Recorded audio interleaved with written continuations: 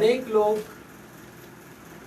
इस संसार में, लोक धर्मी, मसीह धर्मी ने अपने जीवन को बहुत पवित्रता, शुद्धता, शालीनता, आध्यात्मिकता और धार्मिकता के द्वारा जिया, और इसी कारण ये लोग संत बन गए।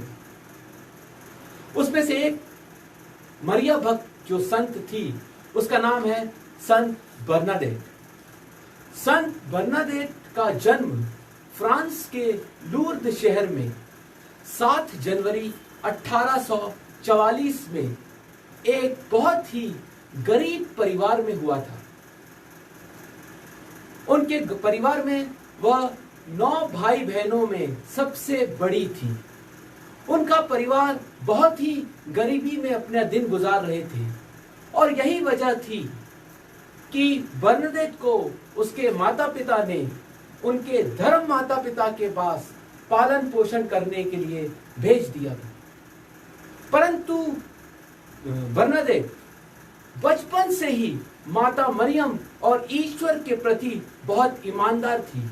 उसका हृदय बिल्कुल निष्कपट था, निर्मल थी, कोमल थी, बहुत भावुक थी और ईश्वर के वचनों को सुनती थी। मित्रों, आज जो स्थिति में हम जिस स्थिति में गुजर रहे हैं, 2020 में कोरोना वायरस पूरे संसार पर हावी हुआ है, और यही स्थिति संत बर्नाडेट के समय भी उत्पन्न हुई थी। 1855 फ्रांस में कॉलरा की महामारी आई थी। उस समय बर्नाडेट मात्र 10 वर्ष की आयु में थी, और इस महामारी ने बर्नाडेट को अपने घेरे में ले लिया, और वह अन्य प्रकार की बीमारियों से ग्रसित हो गई, और विशेष रूप से बर्नाडेट अस्थमा की बीमारी, सांस की बीमारी से ग्रसित हो गई, और वह बिस्तर पे थी। परंतु बर्नाडेट ने माता मरियम की भक्ति और ईश्वर के प्रति अपनी श्रद्धा और विश्वास को नहीं छोड़ा। लेटे लेटे निरंतर दिन भर वो माता मरियम और ईश्वर से प्रार्थना करती थी। उसका हृदय बिल्कुल निष्कपट था, उसके हृदय में पवित्रता थी, उसके जीवन में शुद्धता थी, उसका हृदय निर्मल था। उसकी एक प्रार्थना थी, निरंतर वह जब प्रार्थना करती थी बीमारी की उस अवस्था में, उसकी एक प्रार्थना निरंतर वह करती थी। वह प्रार्थना थी, हे निष्कलंक माता मरियम, हम तेरी सहायता के अभिलाषी हैं, हमारे लिए प्रार्थना कर। यह देखकर, उसकी पवित्रता, उसकी शुद्धता, उसकी निर्मलता, उसकी दीनता को देखकर ईश्वर और माता मरियम बहुत खुश हुए, प्रसन्न हुए, और उन्होंने उस नादान सी छोटी सी बालिका को चयन किया कि वह ईश्वर के मुक्ति कार्य में भाग ले। और उन्होंने संत बर्नाडेट को माता मरियम के निष्कलंक गर्भागमन के रहस्यों के बारे में बताया, और उसे माता मरियम के निष्कलंक गर्भागमन के सच्चाई को और रहस्यों को इस संसार में प्रचार करने के लिए नियुक्त किया।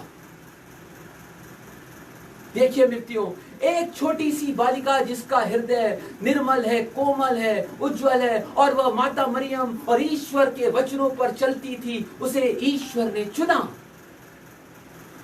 प्रभु यीशु ख्रिस्त संत मती के सुसमाचार अध्याय 5 वाक्यांश 3 में कहते हैं कि धन्य है वे जो अपने को दीनहीन समझते हैं, स्वर्ग राज्य उन्हीं का है। आज हमें स्वर्ग राज्य में प्रवेश करने के लिए पैसा, धन, दौलत की जरूरत नहीं है। सिर्फ हमें चाहिए वह निर्मल हृदय, वह कोमलता, वह पवित्रता जो संत बर्नाडेट के जीवन में थी, और वह कृपा उसे माता मरियम की भक्ति के द्वारा प्राप्त होती थी।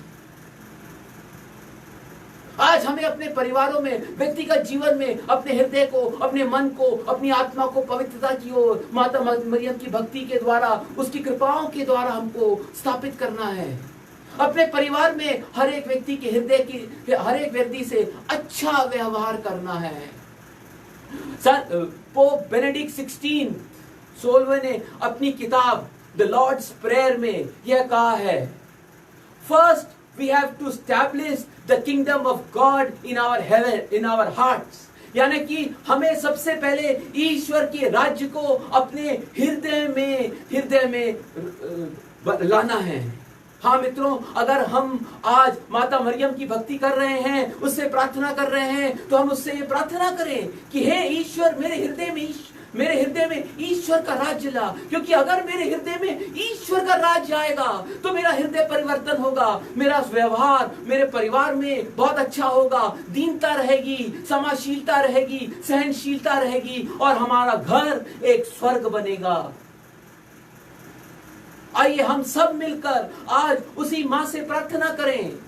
हम उस संत ब्रह्मदेव से प्रार्थना करें कि जिस प्रकार माता मरियम की भक्ति के द्वारा माता मरियम से उस संत को हृदय में कृपा प्राप्त हुई, जिससे उसका हृदय निर्मल हो गया, कोमल हो गया, दीन हो गया और ईश्वर ने चुना, वही मेरे जीवन में और मेरे परिवार में होगा। और जब ऐसा मेरे जीवन में, मेरे परिवार में होगा तो मेरा परिवार, मेरा जीवन, मेरा पल्ली, मेरा समाज में हम स्वयं मिलके एक हृदय को साफ, पवित्र, शुद्ध रख के एक स्वर्ग स्थापित करेंगे। आइए हम सब मिलकर आज माता मरियम की भक्ति के द्वारा उससे जो प्रार्थना करेंगे, हमारी प्रार्थना यही होना चाहिए, हे निष्कलंक माता मरियम, हम तेरे सहायता के अभिलाषी हैं। आज हमारा देश, ये सारी दुनिया कोरोना वायरस से परेशान है। हमारे लिए, हमारे संसार के लिए, हमारे देश के लिए, हमारे शहर के लिए प्रार्थना करें। आमीन।